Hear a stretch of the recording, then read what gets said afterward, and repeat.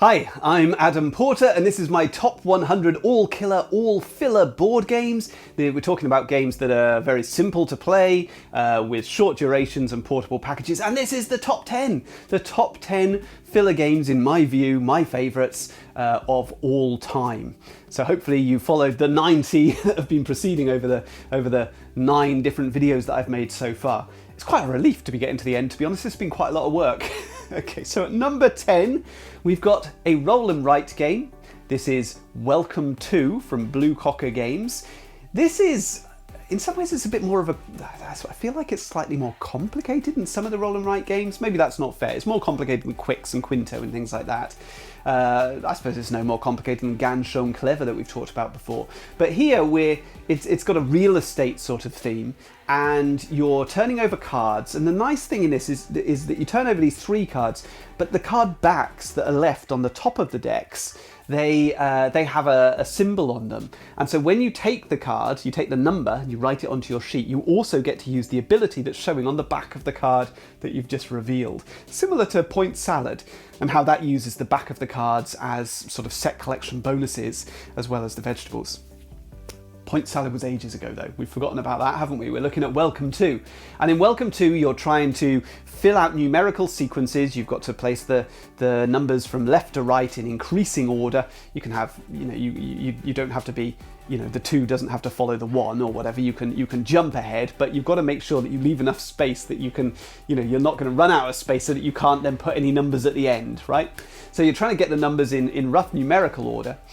And you're also trying to fill in swimming pools and parks and things like that, which are going to score you bonuses. You're putting up fences around little sections, and then there's bonuses for completing different fenced areas. That's a race element, so you get more points if you achieve that before your opponent.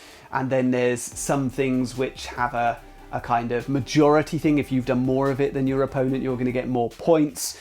So lots of different ways of scoring points in this game by using those different abilities that are revealed on the back of the cards. There are different packs which add in extra rules, so it's like a Halloween pack, and there's a Christmas pack, and I've got one which is like an apocalypse themed pack, I think. So lots of just slightly different rules. It's just great. It's just a really good game. It's been repackaged with much more complicated rules, I think, into a game. I think it's more complicated. Welcome to the Moon. I haven't played that. There's another one, Welcome to Las Vegas, I think. So the company's kind of run with it. Okay, they've obviously got a hit on their hands, so they keep producing more and more. But I'm quite happy just with the base. I quite happily just play this base game over and over again on that original map. I find it really satisfying. It's an attractive sheet that we're filling out. Really enjoyable one. Welcome to your perfect home. Number 9 is a 2-player only classic. Another one of those, okay? We've talked about Lost Cities, we've talked about Jaipur. I'd love to have talked about my game, Compromat. I'd love that to be talked about in the same sort of vein as these games. Hasn't quite got all that much buzz. But Lost Cities, Jaipur, and this one, Schotten Totten. Schotten Totten, also known as Battle Line, another game by Reiner Knizia, another tug-of-war type game, and in this one we're sort of splitting poker hands across a number of different central areas. These are stones that are laid across the table, and we're competing to try and take control of these stones. You're placing a 3-card set on either side, 1 card at a time. Yeah, you're playing it from your hand, and trying to have the best 3-card set on your side of that stone to pull the stone towards you. And sets could be 3 cards of the same colour, or they could be 3 cards of the same number, or they could be a run of cards, and there's obviously a sort of hierarchy of which of these beats the other. But you're placing 1 card at a time, so you're trying to work out, can the other player achieve this? And you know a little bit, because you know what cards you've got in your hand, right? That means the other player hasn't got those cards. Ultimately, you want to complete 5 of these stones. If you win 5 stones, you've won the game. Or I think I'm not sure whether it's three stones in a row or 4 stones in a row. If you get them close together, right, joined up, you don't have to have quite as many in order to win. There's another deck of cards which comes with it, which add in special abilities for shifting stuff around and, messing up your opponents, all those sort of things. You don't have to play with those. The game works really, really well without, but they just spice things up a little bit. It's a classic. It's a classic. Great game for couples. Great games if you've only got one other gaming partner. Schotten Totten, Battle Line, doesn't matter which version you get. They're great. There is a sequel, Schotten Totten 2, which I haven't actually played. But yeah, this is just great. This is Reiner Knizia at his best. Number 8 is Sushi Go from Phil Walker Harding. And I recently made a video about Sushi Go and its spin-off games, Sushi Go Party and Sushi Roll. I mean, this is just phenomenal, Sushi Go. It's taken Phil Walker Harding, right? He took Seven Wonders, big, successful, very, very popular game at the time, still very, very popular now, where you've got a hand of cards, you select one, you to keep, and then you pass all the others around the table and you're trying to build up sets of cards. But Seven Wonders has some complexity about it. Loads of iconography, different ways things interact, resources, all this stuff attacking the opponents to either side. Sushi Go does none of that, okay? Just strips it all down to simple, grab a card, build up sets. And what's fantastic about it is the theme. It just makes so much sense. Sushi Go does go round and round in a circle, and we do grab plates off that circle and add them to our little pile in front of us depending on what we want. So we might want, you know, 3, I can't remember which one scored, 2 tempura, isn't it? Is it 3 sashimi? And sometimes you might want to dip your stuff into your wasabi, right? Your nigiri dips into your wasabi to give it a little bit of extra flavor. That means if you take a wasabi and a nigiri, you're trebling the points of the nigiri. Or you might take maki rolls, but you want to have lots and lots of those because they score for massive sets. And at the end of the round, you score your points. But puddings don't score until the very end of the game, and then it's the player who has the most puddings gets points. The player who has the least puddings loses points. Really, really simple stuff. And once you throw in Sushi Go Party, which I haven't included on this list because the package is just a little bit too big. It stops being portable at that point. But once you bring that in, you've got loads and loads of different ways of set collecting all sort of thrown into and you can mix and match to make the deck exactly how you want it.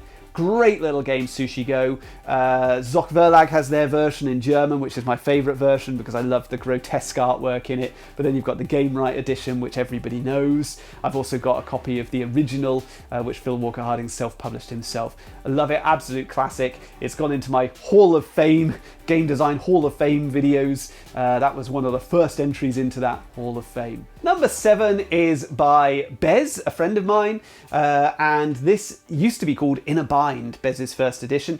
What you're essentially doing is drawing a card and it tells you what to do. It says this card must be touching your face, or this card must be touching your ear, or it must be touching your elbow, or something like that. So you position it on your body, and then from then on it has to stay there. If it ever falls off, you're out of the game, you're eliminated. But it's going to come around to you again. It'll be your turn again. You've got to draw another card. And this one says that your left thumb needs to be above your elbow. So now you're up like this, and you've got another card sticking out your glasses, you've got another one balancing on your head, and you're trying not to drop these cards and be eliminated from the game. Last person standing wins the game. Simple as that. Absolutely hilarious, really nicely produced by Gigamic. There's 2 different versions, Yogi and Yogi Guru, which brings in a few.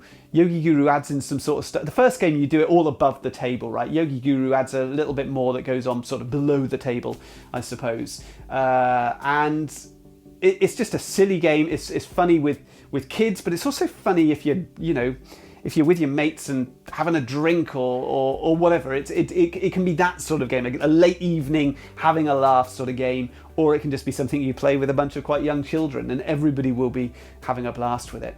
Number 6 on the list is Diamant from Yellow. This is a classic push your luck game, probably the classic push your luck game.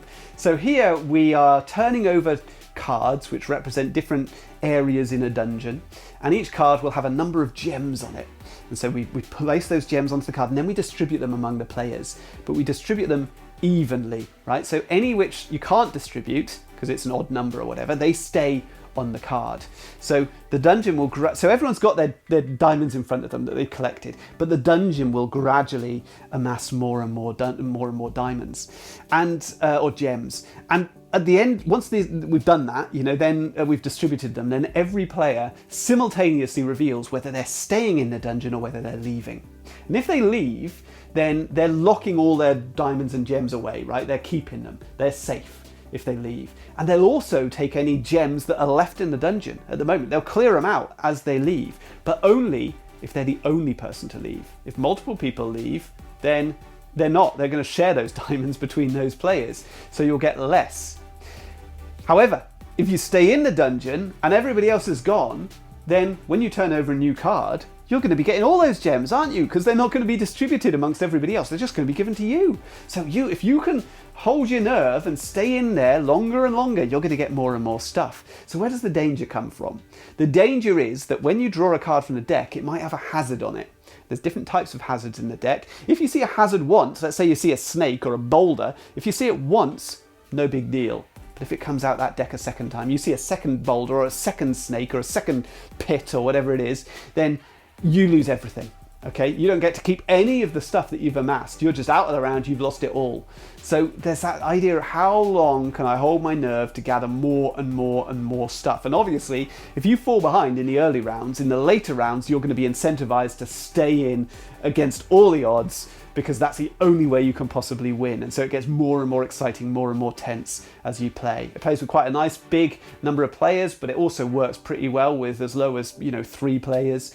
Really quick, very attractive package. The yellow version is, at least. There's another version of this game called Ink and Gold, which I think is less attractive, although it's fine.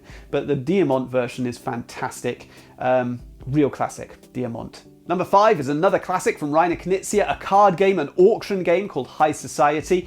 And what we do here is we reveal a card that's worth a number of points, might be worth positive points or negative points, and then we have a little auction to try and buy that card to add it into our scoring pile. And the cards that you're using in order to buy the card, they have different values on them, and you can't make change, right? So if you've only got really high valued cards left in your hand, you're going to have to bid in those sort of quantities. So that adds a little bit of interest to the decisions that you're making. And so you're bidding to try and gather these high scoring cards. But if there's a negative scoring card, we're bidding not to take the card. And so that's basically how it works. A series of auctions using these cards, these money cards. And at the end of the game, you're going to score points based on what you've got in front of you. But really importantly, the player who has the least money at the end of the game before scoring is eliminated. So if you've spent all your money and you've got all the high scoring stuff, that's not going to count. Not if you've spent more than everybody else. So you've got to be a little bit cautious about how much do I spend. Keep an eye on what everybody else is doing. Because if you splash out, yeah, you might have the most points, but you're not going to win. And that's the bit that adds the real tension and fun to High Society. Absolutely fantastic production, brilliant gameplay. It just all comes together into a fantastic package. Number 4 is Fantasy Realms, and this was a real little surprise for me when it first came out. It's got a lot of buzz recently. A lot of that came from the release of Red Rising, which used similar mechanisms and was with Stonemaier Games. So, and it was clearly based on Fantasy Realms, so it lifted Fantasy Realms up with it. Fantasy Realms is a small card game. If you've played Red Rising and you didn't particularly enjoy it, you might still enjoy Fantasy Realms because it's much more tight, much simpler, smaller. And it's such a clever game. I absolutely love the design of this game. You've got a hand of cards, I think it's 7 cards, and you'll only ever have 7 cards. You'll never have more, you'll never have less. At the end of the game, you'll have 7 cards. You just want to make sure you've got the best 7 cards in your hand that combo together perfectly. So on your turn, you take a card either from the top of the deck or from the cards that are laid out open on the table, you add it to your hand. And then you discard a card from your hand and you put it face up on the table. That's it. That's all the rules. And then the cards are going to score points in various different ways. So there's lots of different suits in there, lots of different types of cards. And the cards will say this one will score this many points, but it'll score a huge bonus if it's partnered with another type of card. Or it'll have a penalty if it's partnered with this other type of cards. So you're constantly looking out for which options are going to come face up on the table just so you can grab them. But the more cards that go out onto the center of the table, that brings about the game end, okay? Once a certain number of cards are in the center of the table. It's just perfection, right? It's just great. This comes together so nicely. The only downside in it, is that the scoring takes a while, okay? Because all the combos, you've got to work around this, combines with this, calculates with this, and we're adding it all up to get your ultimate score. But even that's fun, frankly, even that's fun. The central game is just so simple. I absolutely love it. Absolute classic. Again, this is one that's come out with multiple different, re-themes and stuff like that. There's a Star Wars version, and I think there's a Marvel version. I might be wrong. They keep on coming out with new stuff because they know they've got a hit on their hands, right? This is great. Fantasy Realms, if you haven't tried it, go and give it a go. Wow, we're up to top 3, right? What could be left? I wonder, you're probably guessing now what's going to be left in the top 3, and I'm sure I'm going to disappoint some of you. I don't think I'll disappoint you with number 3 though. Okay, number 3 is For Sale. For Sale, that's got to have been on a lot of your top 10, right? The top 5. For Sale is an absolute classic filler game. This is a game in 2 halves. We're buying houses and then we're selling houses in the second half of the game, and it's another auction game. It reminds me a lot of Hekmek am Kartenek. Okay, Hekmek am Kartenek was Rainer Knizia's game, which I talked about in an earlier list from Zoc Verlag, which has a similar feel, but For Sale is simpler, right? For Sale, you turn over a series of cards representing different valued properties, and then we take it in turns to bid money for them. We've got a handful of money, we bid it, and you keep going, you keep raising your bid until everybody else drops out. And if you drop out, then you have to take the lowest valued property from the selection and you just pay half your bid. Okay, and so everybody's got a property in every single round. You play through until the entire deck has been distributed to all the different players. And then we get into the second half of the game. In the second half of the game, we lay out a check worth a certain amount of money, okay, for each player. So we've got a number of checks laid out. Some of them will be worth very little or even 0. Others will be worth a lot. And now we're using the properties that we bought in the first half of the game, we're placing them face down simultaneously and revealing. And the person who played the highest valued property gets the highest valued check. The next person gets the second highest valued check, and so on. So it's all about working out how different are these checks. If they're all sort of 11, 12, 13, 14,000, why would I bother to use a massive property when I'm going to get something really good anyway? There's not much difference. But if a couple of them are 0s and a couple of them are 15s, well, I'm going to have to bid one of my high properties to make sure I get one of the 15s, not one of the 0s. All that sort of stuff going on is great. You only have to explain the first half at the beginning. You don't have to explain the second half of the game. You just say, right, try and get lots of high value properties. And halfway, we can explain the second half of the game. Plays really well with 3 players, plays really well up to 6 players. It's just great. The version that I've got is with an older publisher. I think it's Uberplay, but nowadays you might get it with Yellow, or I think there's other publishers who have done copies of it as well. Okay, real classic, For Sale. Top 2. Number 2 is Cartographers. Cartographers. And I was a little bit torn on this one. Could I include it as a filler? Is it a filler? I don't know. I've included lots of roll and writes. This is a roll and write. Maybe I've confused myself by, I've got the massive collector's edition with all these extra maps and the Heroes expansion standalone game that you can mix in and all that. Maybe I've overcomplicated it. At its core, Cartographers comes in a really small box. It's just a sheet of paper and you're turning over a card with a Tetris type shape, and then you're filling that in on your grid and putting in a different terrain type with little symbols on it. That's basically it. It's pretty quick, pretty simple stuff. And you've got, in each round, each game of it, you lay out a series of different scoring criteria, okay? And so there's 4 of them under category A, B, C, and D. In the first round of the game, A and B score. In the second round of the game, B and C score. In the third round of the game, C and D, and then the fourth round of the game, D and A. Okay, I love that mechanism. It's the same mechanism that you see in Isle of Skye, which is a really good tile laying game from Lookout Spieler. Love that mechanism. And there's so many of these different scoring criteria, so every game feels slightly differently. One game, it's all about the trees. Another game, it's all about getting rivers next to mountains, or getting the biggest village, or whatever. It feels slightly different in every game. You're trying to surround mountains, because they'll give you coins, and coins are worth points at the end of the round. It's got a nice little interactive element in Cartographers. Unlike a lot of roll and write games, there's a little bit of interaction here, because every now and then a monster will appear. And when a monster appears, you swap your paper with somebody else, and then they're going to fill in a monster on your grid in the most awkward place just to mess you up. It's just a nice touch of Take That, right? It's the level of Take That which isn't going to annoy anybody. It just adds a little bit of challenge. and interaction to the game. You can make, you can either end up with these sheets looking like an absolute mess at the end of it, or you can make them look really beautiful. I've seen people drawing these beautiful maps online using coloured pencils and everything else. I think it's great, really expandable, all the different extra editions and stuff, all of it's worth getting, okay? All the different map packs, they all work great. The Heroes expansion, that's great. The artwork on it's fantastic. It's fairly simple to play. I love it. Cartographers, absolutely brilliant. Well, can I top that? Can I top that? I'm so excited about Cartographers, but number one is one of my favourite games of all time, and that is Drei Magierspieler's Cockroach Poker from Zach Zymet. Cockroach Poker is a game all about lying, just out and out lying, okay? You've got a card in front of you, it's got an insect or a little bug on it, okay? And it's not necessarily a bug, it might be any sort of little ugly creature, okay? And you have to say, without showing the other players, you tell them what it is. So I say, this is a spider, okay? And I lay it face down on the table, pass it to the next player. They've got to decide whether they believe me. Do they think it's a spider or do they think it's not a spider? If they think it's not a spider, they can call me out. They can say, that's not a spider. They reveal it. And if they were right, I have to put the card in front of me. I don't want cards in front of me, okay? But if they were wrong, they have to put the card in front of them.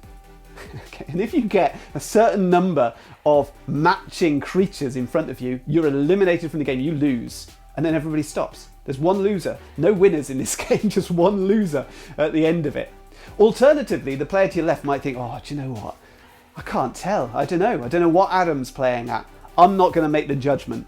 What I'm going to do is look at it, pass it on to the next player and make my own declaration. So they might look at it and go, yeah, that's a spider, and pass it on. But it's not a spider, it's a toad. Okay? And then the next player has to guess whether they think it's right or wrong. So simple, so effective, and really, really funny. Okay, particularly good if you're playing this with people where you feel like you should know. Your husband, your wife, your kids, okay? And if they manage to pass this lie by you, it's shocking.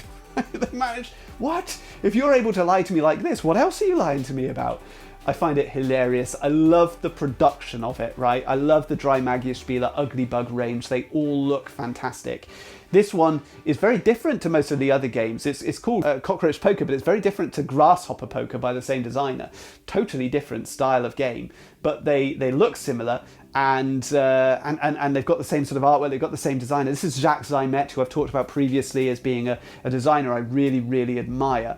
And mostly he's doing all these speed reaction games like Ghost Blitz and many of the games in Drei Magier range that have that same sort of speed reaction stuff going on. But this isn't like that. It's great, okay? It's just one of those games where, the mechanism is so simplified. It's not like, I like the game Sheriff of Nottingham, for example. That's a really good game with a similar sort of feel, but it's got complexity to it. No complexity to Cockroach Poker. You can play this with anybody in a tiny little package. The perfect filler. Cockroach Poker is my number one. But we're not finished there, because we're going to go and have a look at the games that I've selected, see which designers have done the best, which publishers have done the best, which mechanisms have done the best, and which themes have done the best. So we're looking for patterns. So starting with designers, at number 6, we have Haim Shafir with 3 games. But we also, at number 6, have Bruno Cathala with 3 games. At number 6, we have Uwe Rosenberg with 3 games. Wolfgang Worsch with 3 games, which leaves Zach Zymet with 3 games and Rainer Knizia with 10. So Rainer Knizia wins. I don't think there was ever any doubt, was there, that Rainer Knizia was going to have the most games in this list. I think a similar thing happened a few years ago when I made my top 100 board games of all time. If you want to look at that, I'll put a link above, and maybe you can go and look at my top 100 board games if you're really sad that this is all over. I can't imagine that's the case. This has gone on for what?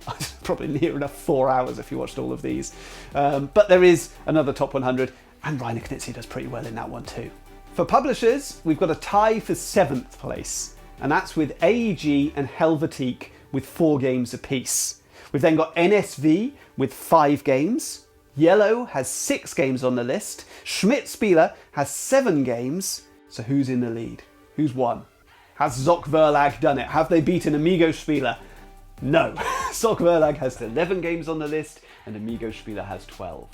So Amigo Spieler This range of games is just incredible. All these tiny little box games, I've got so many of them. I pick these up at Essenspiele every year when I go. They're so cheap. If you buy the newest ones, they're only going to cost you, I don't know, 7 or 8 euros. But actually, they're in the bargain bins around the Essenspiele convention, you know, at 3 euros a piece if you get some of the older ones. I pick them up because they're tiny. I can fit loads of them in my suitcase. You know, some of them are great, some of them are rubbish, okay, but the majority of them are really good. I mean, what a great collection of games. It's a bit like buying a magazine for me. It's just something I can sit and read the rules and think, I can see how that works. Have a game of it. Sometimes I've got to get an English translation off the internet, which is usually available. Sometimes it's not, and that's even more challenging because then I've got to get Google Translate out and try and translate all the rules and things like that. But I could just about manage it because these rule sets are so simple. I love them. I love these Amigo Spiele little box card games. But that's not the only range which I think is great. The Zock Verlag games, you know how much I love Zock Verlag. I've talked about this many times, and there are 10 of these on the list.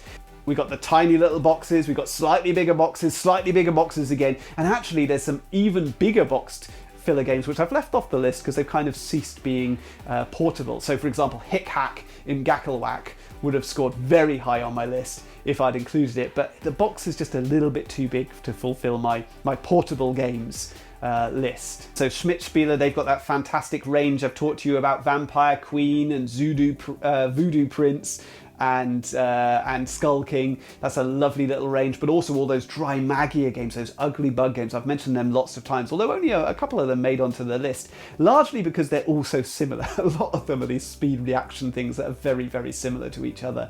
But I really like collecting these because they just look so great. And then with Yellow, that mini games range, that's full of lovely little titles. Again, some of them are weaker than others, but generally high quality, particularly if you go for the ones that I've already mentioned on this list. They're all great. NSV has similar sort of packaging to the Amigo Spiele little box games, so they're really portable, really cheap. So games like The Mind and Illusion, you know, they're so affordable. There's no reason not to buy these games and have them on your shelf, okay? They give really good experience in a tiny little package. And then, of course, we've got ranges like Helvetique's wonderful range of tiny little pocket games. These are a bit more aimed towards children, okay? The Helvetique range is very light, most of these, very simple games. And so some of them might be some of them are a little bit too light for me, right? They're not games I would necessarily get out with my friends, although some of them are. Bandido is great. Kariba is great. And of course, Helvetique made my game Compromat, which is in the same range as Omerta and Captain Bluff, and they're just wonderful games for anybody, really. Moving on to themes, and we've got farming games, 5 of them on the list. Food-related games, or drink-related games, there's 5 of them on the list. There are 5 spooky games on the list. There are 9 games about fantasy, and so that leaves us with 12 games about anthropomorphic animals. And so they're beaten by abstract games, of course, themeless games. But hold on a minute. I recalculated. I went back and I had a look at games that weren't about anthropomorphic animals, but just were about animals in general, right? I had ignored some of them because they weren't anthropomorphic. They weren't human-like animals, okay? But if we add the animals in, there's another 8 of them. So we add the 8 to the 12, we've got 20, and it's a draw. Animal games and themeless games, 20 games apiece on my list. Finally, if we look at mechanisms, well, there are 8 dice games on the list. There are 9 games with 2 players only. There are 10 games which are about speed and reaction, and there are 10 games about pushing your luck. So that leaves one category that was the clear leader all the way through the list, and that's trick-taking with 13 games on the list. Well, I hope you found this all interesting. I know it's been a long old slog, and I'll be back to my normal programming over the next couple of weeks. But if you did enjoy it, please go back. Last year I did a top 100 board game mechanisms, so you can go and look at that. The year before I did my top 100 board games of all time. Forget about filler games. This was any board game. Don't know whether I'll do one next year. This was hard, okay, I'm not gonna lie. But if I've got time, I will, and I'm sure I'll find another little twist on it. Anyway, I'll see you next time. Until then, all the best.